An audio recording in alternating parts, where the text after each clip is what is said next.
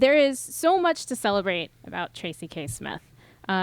She first studied at Harvard, then earned her MFA at Columbia. She's taught at Princeton and earned numerous awards, including the Pulitzer Prize for her third book, Life on Mars, in 2012. And now she's written her first memoir. Ordinary Light is the story of taking the bones of what we begin with, in Tracy's case, a supportive family, faith, education, and the powerful, often alienating status of always being other, and turning it into something truly extraordinary. And as I read her book, I wanted to reach out and, however briefly, hold tight to that childhood, those parents, the experiences that many simply take for granted. In Ordinary Light, Tracy generously shares with us her mother's faith and love, her father's bookshelves, the almost foreign feel of her parents' culture in Alabama, as well as the ever-present struggle to define herself against a white society time and again. And in her book, she writes, "Over and over, our parents told us the best stand we could take was to be our best, do the best. Nothing was too hard, nothing insurmountable." And she is most certainly walking proof of that. So, ladies and gentlemen, please join me in welcoming Tracy K. Smith.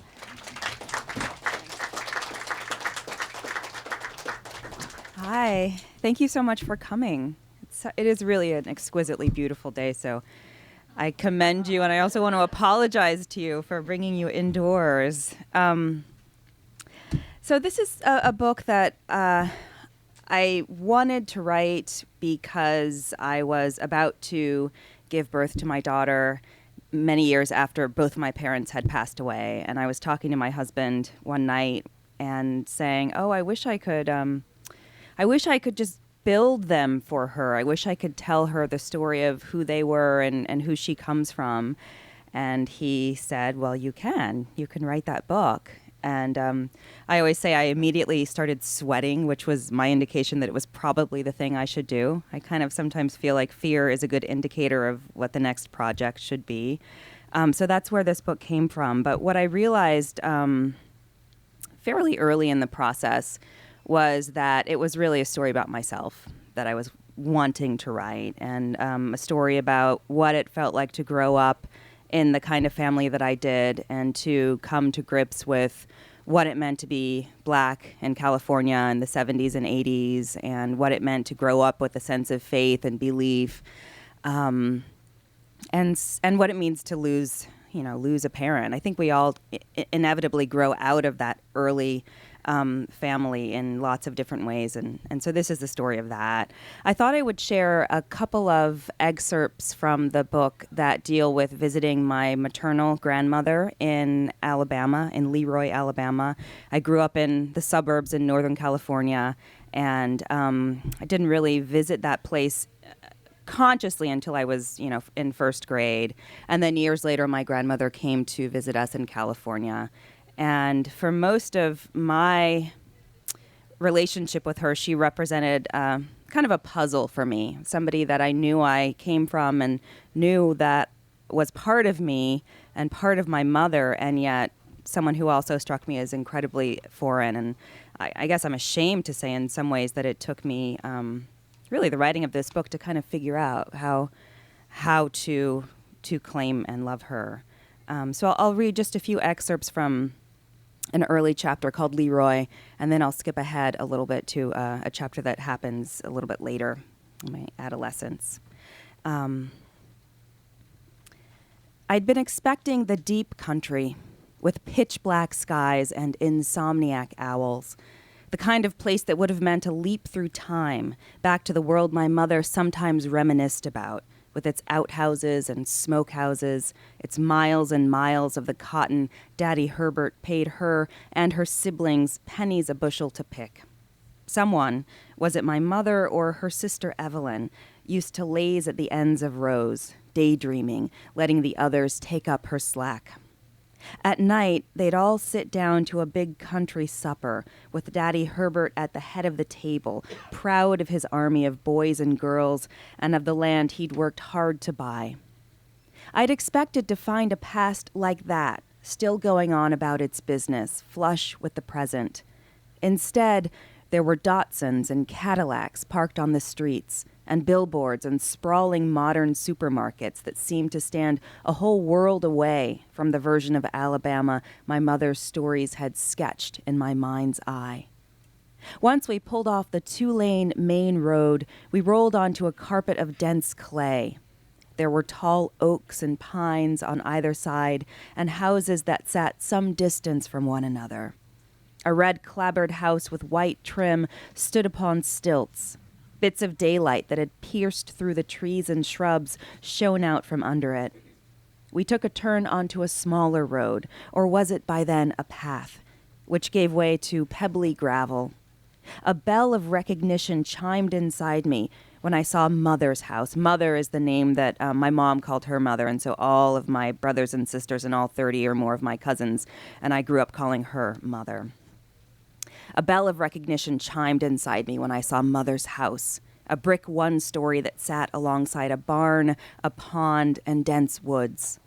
Perhaps because I'd seen it in so many old photos of my grandparents standing together like a dark version of American Gothic, and of my aunts and uncles, still just children, playing barefoot in the dirt. The little house was my only respite from the blaring midday heat, humid and relentless.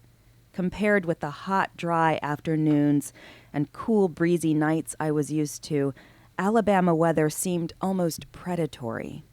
Inside, the place smelled of things I had trouble identifying: cooking gas, pork fat, tobacco juice, and cane syrup. 3 generations lived there. Mother, her mother, Mama Leela, who at nearly 80 was smiling and chatty, chewing her snuff and spitting the dark, sappy liquid into a Folgers coffee can, and Dinah, my mom's youngest sister, who was the same age as my sister Jean. I could never get my mind around the fact that my mother and her mother had been pregnant at the same time, like sisters. Within hours of our arrival, Dinah had taught me to plant my feet shoulder width apart and swing my hips back and forth while a 45 of the disco hit Le Freak played over and over on the turntable. This is 1978, I should have said. We danced together all morning, Dinah laughing and me reveling in the song's assurance that I was not so far from home after all. It wasn't impossible to imagine my siblings listening to the same song just then on our stereo in California. Le Freak might have served as an anchor, a touchstone emboldening me to let go of some of my apprehension of that foreign place, had the record not melted onto the turntable the very next afternoon when the curtains were left open in hot sun. As excited as I had been in the weeks leading up to our trip, I'm going on an airplane, I'm going to my grandmother's house, Mother remained inscrutable to me. Nothing like the kind-hearted lady in my mom's stories, the one who had turned out big fluffy cakes and sat laughing beside a lively, jocular Daddy Herbert. For one thing, my grandfather was gone. He died of a stroke the year I was 4. Without him at her side, Mother seemed stern, watchful, almost feral. I felt scolded by her small staring eyes and the hard scrabble set of her mouth. Furthermore, the path of communication leading from her to me was a zigzag, guaranteeing that anything set upon it would lose momentum, rolling to a standstill just shy of my feet. She'd ask, "Does that little gal want some water?" leaving my mom to look at me with an expression meant to reiterate the question, which I would then answer meekly, watching as it was repeated for Mother at an audible decibel level. When Mother did speak to me directly, often calling me by the name of my younger cousin, Stacy, my ensuing silence, a result of confusion about her accent or her funny words for things, would prompt my mom to repeat it for me. It was like being stuck in a relentless game of telephone. My brothers and sisters grew up spending summers in Leroy, playing with the cadre of cousins, running around under the feet of Daddy Herbert and a younger, more easygoing mother, racing up to the general store with the shiny coins they'd been given for sweeping the porch or folding laundry.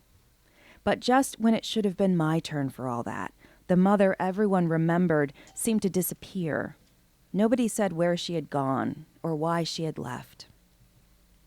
I admired the fact that my mom could stay afloat in this place that had me utterly confused, seeming as it did to rely upon a different language and currency. In her childhood home, Mom was herself and something more.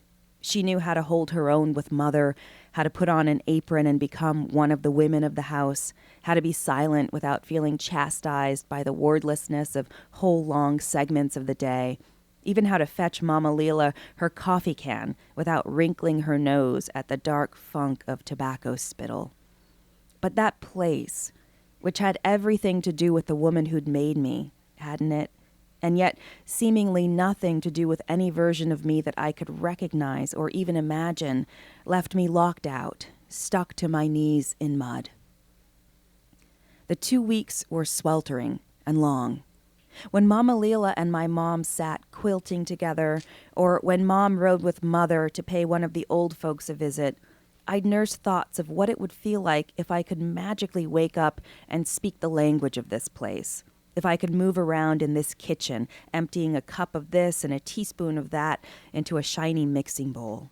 If I could manage to coax a laugh or even a smile out of Mother. If Dinah's record were still around to catch the two of us up in its never-ending disco fantasy. I even sometimes imagined what I would sound like if I could borrow Dinah's voice for the remainder of my visit. She had a slight stammer. It didn't seem to cause her any embarrassment, and I quickly came to associate it with her sense of dominion, of authentic, uncontestable belonging, not just to Alabama, but to this big family stretching back for generations. And even that became emblematic of something I wanted. Other times, I fell into a deep longing for a real life, Mom's and mine, but not even crawling into bed beside her at night or folding myself in her arms during the day could make me feel less out of place here, less of a stranger. One day, Mama Leela said something peculiar, something I couldn't quite understand. It made her laugh, and when I seemed confused, she said another thing that didn't make sense, and she laughed at that too. Later, when I asked my mom what Mama Leela had meant, she told me that sometimes when people get to be very old, they experience something called senility, which makes them do and say things that don't always make sense. Mom didn't say that Mama Leela was senile, only that older people sometimes brush up against senility from time to time, like it was a wall of wet paint. Some folks call it the second childhood, Mom had said, and those words, in a single flash, made me trust Mama Leela. I felt comfortable around her, even when she said cryptic things that made her giggle to herself. It meant that from time to time, she was a child, just like me. I stayed indoors most days, sitting on the floor or reading in one of the chairs by the record player. I imagined my cousins playing in the woods on their visits to this place, but the woods were yet another unknown for me, so dark and alive. I worried that a wolf or a bear would find me there and carry me away. Even when Mom and Mother went out visiting or shopping, I stayed inside with Mama Leela, not bothering to decipher too much of what she said. I was afraid, not for me, but for my mama out there on those country roads. I can see very clearly now what my fear was built of, but I couldn't have put it into words easily then. Partly, I was afraid of the kinds of dangers I sensed must be lurking out there, the wolves and the bears that lived in my mind's woods, yes. But what I really feared were the dangers that had to do with people. I was afraid of having my mom pulled out of the car by an old country sheriff, the kind I'd seen in movies, who would call her gal instead of ma'am, and who'd tell her to get along, warning her not to go looking for trouble. The kinds of human harm that sat just outside of the frame of those stories of the long-ago days down south, just beyond the edges of Daddy Herbert's woods, just around the wrong bend. The terrible threats to people like us, threats of violence and scorn, things people did to people they didn't view as people, murders, lynchings, even just a few words spat out with the right kind of force. It's what the history I already knew had convinced me that our chapter of the past was built on, and what I tried to keep separate for my own protection from my view of my parents as children of the South, what I had made an effort to avoid all reminder of, even if it forced me to steer clear of whole regions of the past for fear of catching a passing glimpse. Was all of that gone, along with the smokehouses and the acres of cotton, or had I just been lucky enough this trip to avoid it? I'll skip ahead now to 1990. Mother is going to come stay with us for a little while. The smells and the heat and the idle restlessness from that ancient visit to Leroy came racing instantly back when my mom broke the news about my grandmother's imminent visit. For a moment, I was back in Mother's house, trapped and restless, and separated from my mom by an invisible gulf. Mother has started forgetting things, Mom explained to my sisters and me. I'd like for her to come out here and let us take care of her for a little while. The phrase "out here" carried with it a silent nod to our father's belief in California as the antidote to life in the hot and gritty South or in fast-paced, dangerous New York. In opening our home to Mother, we were hoping to help ease her mind, to give her the chance to regroup and come back into her real self, to realize that she was only tired, exhausted, and nothing more. The way I saw it, Mother in California might have meant a bit of sunshine and fresh air for her, but it meant the opposite for us. Our lives would feel more like her life, and our home would feel more like that house with the strange smells and the long, flat hours stretching on and on into the distance. It might also mean that my mother would disappear again into the self she had become in Alabama, the one I couldn't hold too tightly enough. Compounding my dread was the fact that I was now a senior in high school and had begun to feel intense pressure from a part of my mind wholly dedicated to the task of tabulating the embarrassment quotient of every situation. The idea of Mother as an indefinite house guest sent that embarrassment meter shooting into the red. As Mom related it, Mother had started behaving strangely about 4 months ago. My aunts, who had her with them in New York, said she would insist upon going out to run errands and then wander off, mistaking the streets of Pelham and Mount Vernon for those of Leroy. At any given moment, and with minimal instigation, she would become dead set on giving anyone, everyone, a good old-fashioned whipping. Someone might offer her a cup of coffee, and she'd reply, "Go on out in the back and get me a switch, 'cause I'm fixin' to whoop ya." Forearms tensed like snakes homing in on their prey. Aunt Gladys claimed to have narrowly missed a good beating by perching herself on one leg and raising her arms like a kung fu master, making B-movie martial arts noises until Mother called her a fool and stalked away. "I don't know how long she'll need to stay with us," Mom continued, "but it should do her good to get away. I know my sisters need a break."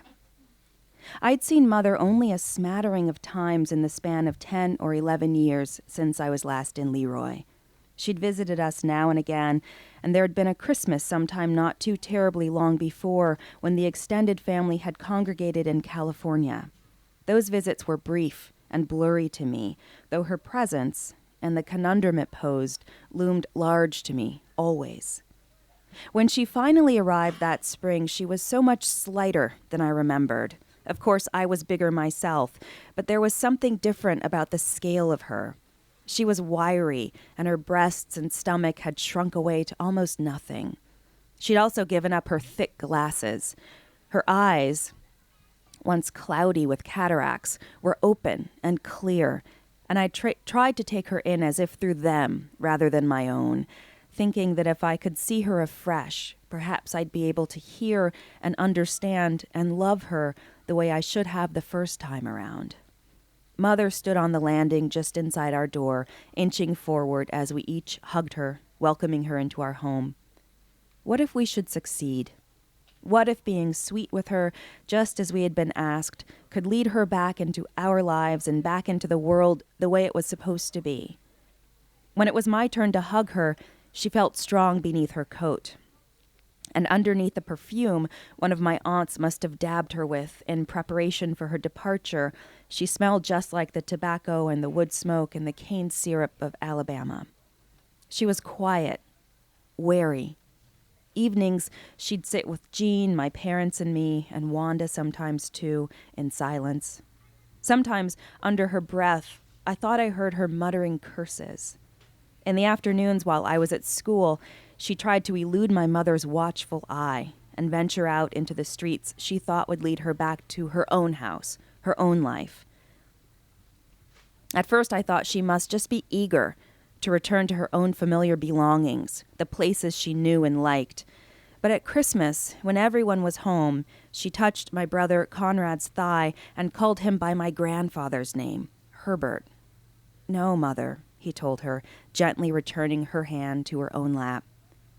How far into a past only she could recognize would any of our voices have to travel before reaching her? Perhaps all the way back to the place my mother used to reminisce so much about, the one I thought would still be waiting for us in 1978, where Christmas morning meant ripe, sweet oranges and wrist-thick peppermint sticks, where the cotton, melons, and chickens, the whole cured hogs, and the catfish swimming in the pond belonged to them, where the brick house on its vast acres made a world all its own, set back perhaps sometimes only moments at a time from the world beyond, with its rigid facts and despicable truths. Truths like the story about one of my distant relations, a great or a great-great uncle, someone Mother would have known when she was a young woman in Leroy, who stopped into a bar one night after having sold hundreds of acres of his own timber, his pockets bulging with the cash, or just having the poor sense to boast of it. He'd peeled a few dollars from a fat roll inside of the wrong pair of eyes, or else he'd forgotten how quickly news traveled in that town, and his need to slap a few backs and stand a few drinks had given word of his good fortune time to overtake him on the road. It's possible I have the story wrong. He could have gone straight home. It could have happened on his front porch or in his own house. It doesn't matter. One way or another, the bullet would still have found him. That bullet or some other, affording one or another white man the ease with which to walk away with all that money, confident he had nothing to fear.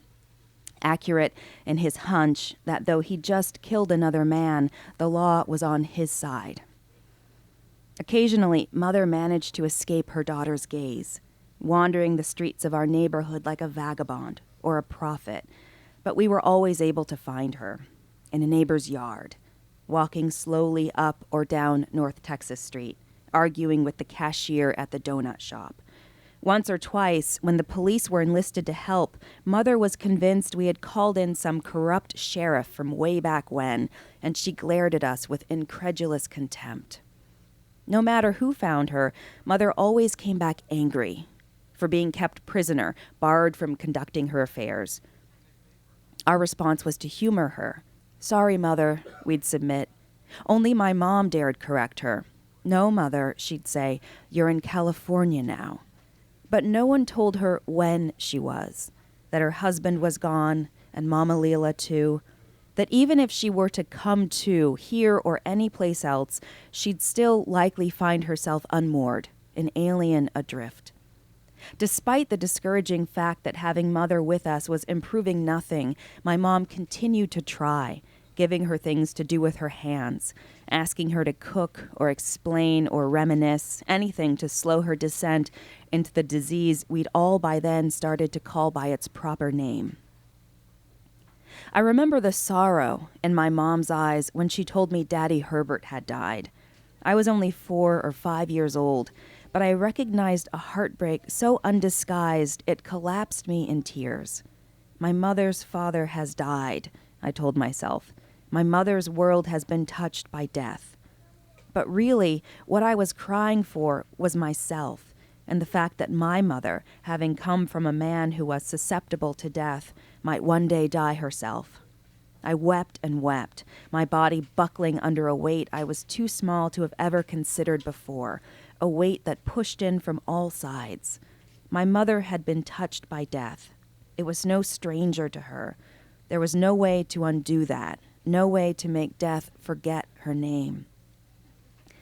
But this time it was something else she stood facing. What did she see in Mother's face? The brow knotted in doubt, the mouth crimped shut in anger or fear. What did she hear in the silence Mother mostly gave back? I never asked. Caught up in my own adolescent crushes and fantasies, worries and preoccupations, I barely stopped to think what kind of trauma this must have amounted to for my mom. I could see that she was more than tired, that she was mentally exhausted from the stress of wanting to stop time and fix whatever was broken inside Mother, but I said nothing. One afternoon, while I was at school, Mother cornered my mom in our front yard, brandishing an actual switch. A young branch she'd yanked from the shrubs and stripped of its leaves so that, were it to strike someone, it would cut quickly through the air and hurt like the devil. There was an attempt to reason, then a standoff, then a struggle.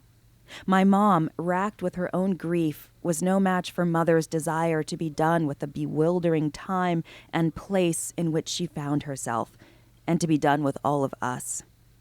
How could my mother strike back against an old woman whose anger was not anger, but fear, swirling in every direction?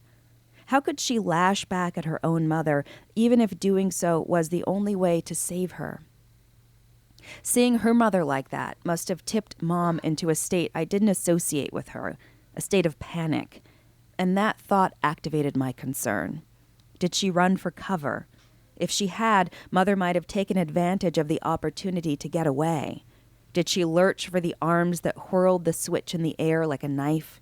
Surely the promise of one of Mother's beatings, a promise Mother incidentally made good on, would have been secondary to the threat Mother's escape would have posed. Mom must have called out for help, because eventually a neighbor, glimpsing the tussle through his front window, emerged to help corral Mother back indoors. By the time I got home, everyone in the house was slumped under a mix of enervation and fright. Jean had taken me aside and told me all the details in a voice barely above a whisper, not wanting Mom to have to relive the day's events by hearing the story narrated again. I remember that I felt guilty, but also, I am ashamed to admit, lucky to have been away when the struggle took place. My mom made some calls. By evening, she'd found a way back into herself as we knew her, into her voice and her mindset as our mother. She'd even mustered a thin, brittle laugh at the skill with which Mother still knew how to hand out a whipping. When Aunt Gladys arrived to take Mother back to New York, she dispelled a small part of our anxiety. She was younger than my mom, but older in a kind of visceral experience. Strong, tough even, but still feminine. Aunt Gladys had the family eyes, large, expressive, and deep, and my mother's strong, wide nose that married an unexpected vigor to her beauty. She had a physicality that Mother submitted to more easily. Aunt Gladys was a switchboard operator at a hospital in the Bronx. "Operator," she sang into the receiver when she was on the job, like a lady in a movie. She laughed easily, and her laughter was either big and explosive or silent but perceptible, seeping out practically from her pores. It didn't seem that a woman like Aunt Gladys could ever be tired, or that she might secretly be dreading the family work that lay ahead in New York. "Okay, Mother, here we go," Aunt Gladys said when the day finally came for their departure. When she and Mom said their goodbyes, the physical mirroring I always recognized in the two of them inverted. Aunt Gladys was, for a moment, the original, and it was my mother who resembled her, not the other way around. My mother's eyes, her nose, even the dimples in her cheeks were, for a moment, not working together to conjure an image of herself, but rather one of her sister. Something under the surface united them too, a knowing and a sorrow I had not seen in my mother for a very long time. Thank you.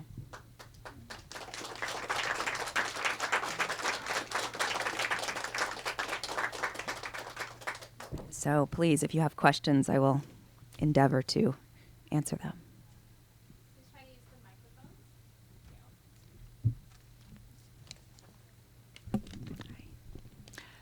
Earlier today, I was online reading some of your poems, and in an interview, you said, "I feel safest when I'm farthest from what I know."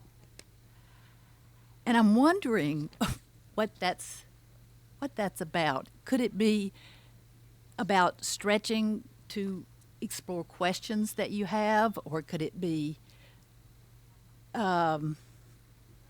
yearning to escape the familiar or the comfortable? Would you comment? Sure. Yeah, I think that it stems from something I discovered as I was kind of in the early stages of becoming a writer.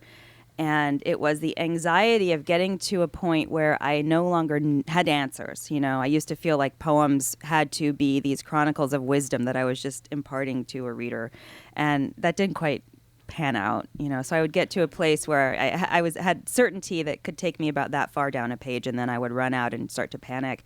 And then eventually, perhaps by reading a little bit more perceptively and also by thinking about what kind of a tool language is, I realized that writing is a really great way of learning something, of kind of unsettling some of my own assumptions or beliefs, or quite simply about, you know, discovering more about a world or a set of experiences that are, you know, beyond my reach in literal terms. And I started to kind of fall in love with this power that words, that language had. And as a writer, I think that I feel most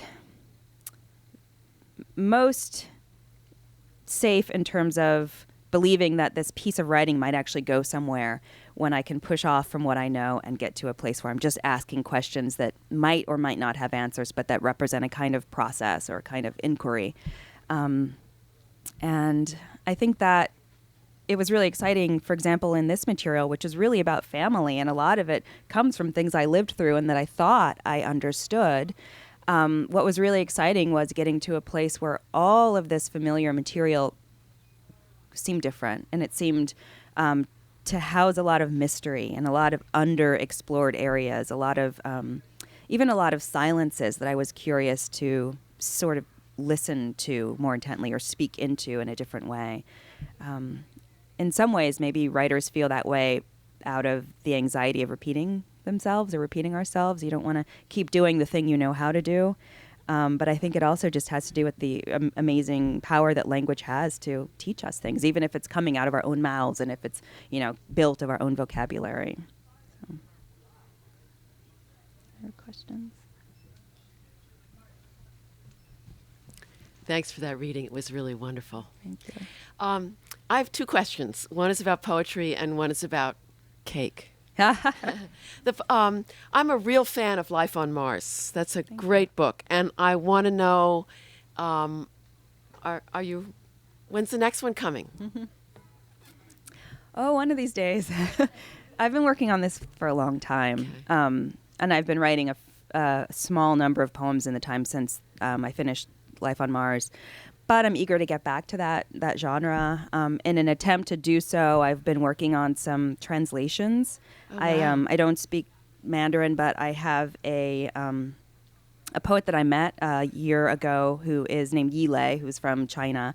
And she brought with her this preliminary translation of a bunch of her poems. And I feel like we have a kinship in terms of our view of experience and even some of the ways our poems are built. And so bringing those literal translations into poetry in English is something that I think is waking up those muscles of mine. Wonderful. So. Wonderful. So I saw the article in the New York Times about you and the KitchenAid and cake. And so I wanted to know what were your favorite kinds of cakes to make. Oh, wow. Well, I don't bake as much as I should, but now after that piece came out, I feel like I need to, you know, otherwise everyone's going to think you got your cred to go. Yeah. Right. So the one cake that I do feel pretty good about making is the pound cake that my mother made all the time when I was growing up. And then that article, there's a cake that I mention a couple times in this book that is just this heavenly cake that my mother used to make that had lemon curd and this coconut and marshmallow kind of icing that was just so wonderful that I've made only once. And now, after that article came out, I feel like, okay, I got to make that now, so I, don't feel like I'm misrepresenting myself. But I grew up in a family where cake was an art form. My aunts and they all had these recipes, some of which they wouldn't refuse to share. And so, German chocolate was a cake that I remember loving. And there's a caramel banana cake in this book that I still don't exactly know how my aunt made, but that is, pretty powerful in the memory. So, Cool. Thanks for Thank asking. you.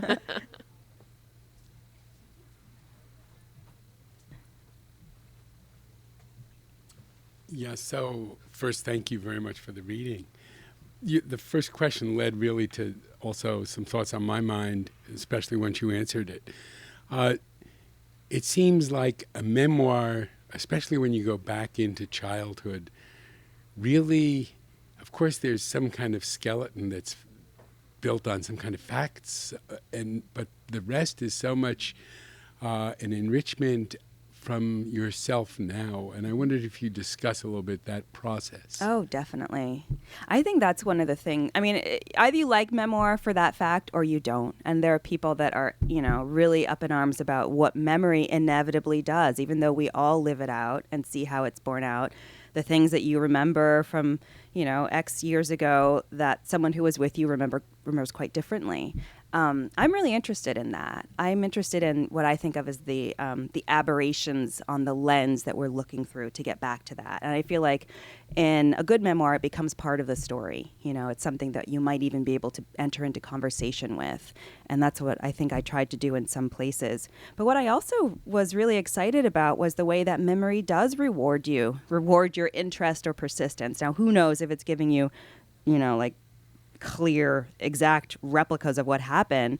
But what I found in thinking back on these different stories was that the more I thought and the more I brought into language, the more that would emerge kind of slowly, almost like a photo and an old-fashioned photo in a developer.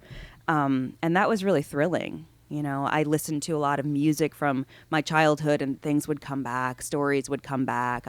I would smell the perfume that my mother wore at different times in her life, and feelings and stories would come back. And that was really exciting. It's not an autobiography and it's not a history. And I know even in sharing this with my siblings, there are things that they don't remember or that they experienced slightly differently. But I feel like that's okay. Yeah, of course. It's scary, too, because, I'm telling this story that's really my story, and it's so subjective. But then there are other people in it. And, we'll see how that turns out. I have a huge extended family, and I tried to maybe protect some of their differing perspectives by changing their names. But, it's an interesting genre. Thanks. Other questions?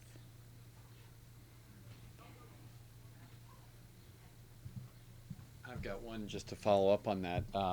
Just from the standpoint of your siblings or others, when you were writing this, did you worry about how you were portraying certain people and what they would think about that, and just addressing that? Oh, yeah. I really believe that the act of writing and the reason that I write is something that's very personal and very private. Like the encounter that's happening with language is really kind of why I do this, although of course the end game is publication, and that's a whole different story. But while I was doing the actual drafting, I tried not to think about anybody reading it at all, not even my editor. I just wanted to kind of go into this place and see what came up. And then there came a time when I said, okay, I've done this. I've written these things. I've said these things, and these characters are people. And so I shared it with my siblings, and I was scared. There were moments where I was being honest and critical, and mostly I think of myself, but the then part of the story is slightly different. It's like the criticism, it's pointed at my sibling because of something that had happened and the way I felt.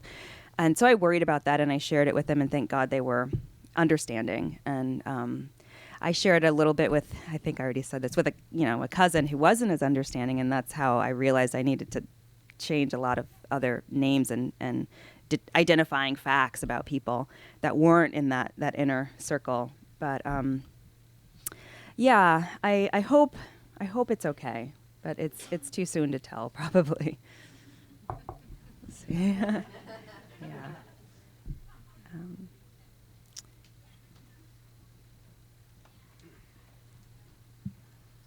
So, with this story, with a longer narrative, how was your writing process different from how you approached poetry? Did it feel strange approaching the same topic over and over, just coming back to the same story and weaving those different pieces together as opposed to the shorter form of poetry? Mm-hmm. Well, I think in some ways with my poems, I recognize that I'm coming back to the same types of things, the same obsessions over and over again in different ways. But the idea of a narrative arc that was going to stretch over hundreds of pages terrified me, and I tried not to think about it for as long as I could, and instead focused on these discrete stories and trusted that if I could just tell enough of them, I would begin to discern what the larger story was. And I think that happened, and it took a long time. It took a long time of talking to people who knew I was working on a memoir and who asked, "What's it about?" And it's like, I don't know yet. That's just a bunch of stuff right now. And what I realized was that some of the anxiety about narrative could be sort of dispelled by just trusting that I could do things one layer at a time. Even in a single chapter, I could tell one story, just the bare bones of what had happened. And then when I was ready, I could go back and build in reflection, and then go back and think about what was happening in the outside world, and go back until I felt like something had added up and had begun to gel. And I think that same thing began to happen because over the course of the book, because then suddenly I'd say, this thing happened in this part of my life, and it spoke to these things, and then this thing happened many years later that spoke to some of those same things. Can I talk about them together? In fact, it was my editor who was asking me questions that led me to do that, and then I realized, okay, these things did follow some sort of a narrative progression, and the more I can ask of them, the more that can emerge. So it was a terrifying prospect, and then I began to realize how exciting it was, because the very same thing that happens when I'm writing a poem, which is, I have no idea where I'm going, and then the poem begins to accumulate some sort of momentum or some sort of sense of itself, and I can follow that. Well, that very same thing happened in the prose as well, just a lot more slowly. Yeah.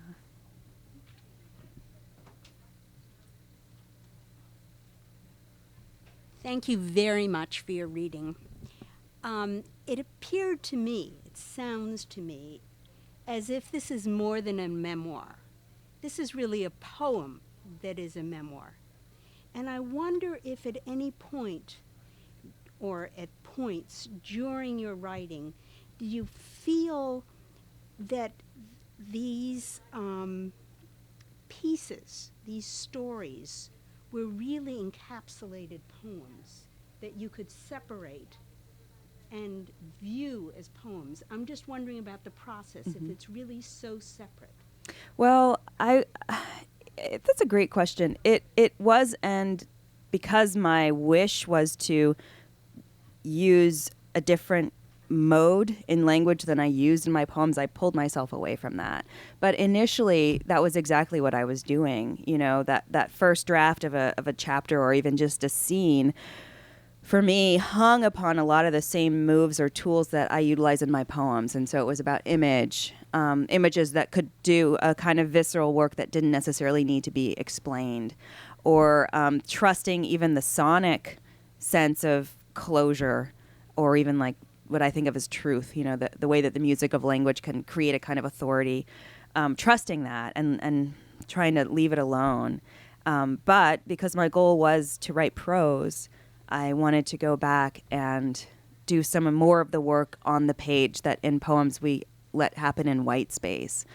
And that involved interrogating some of those images on the page in language and saying, well, why why does this stand out in such a way? Is it because of this? Or could I possibly have been thinking this other thing? And even, just following different leads or different possibilities on the page in the writing, which was really exciting. But my natural instinct was not to do that. So it was something that I had to relax into a little bit.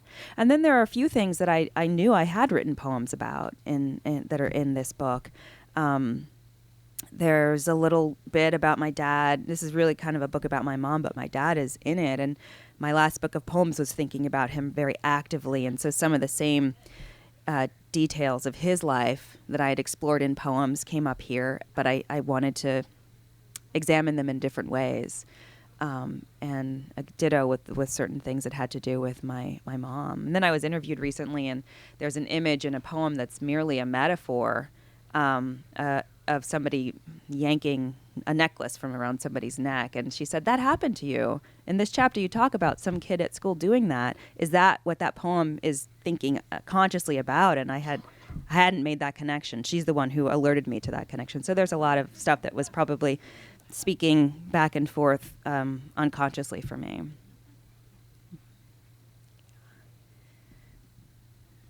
Okay. Thank you so much.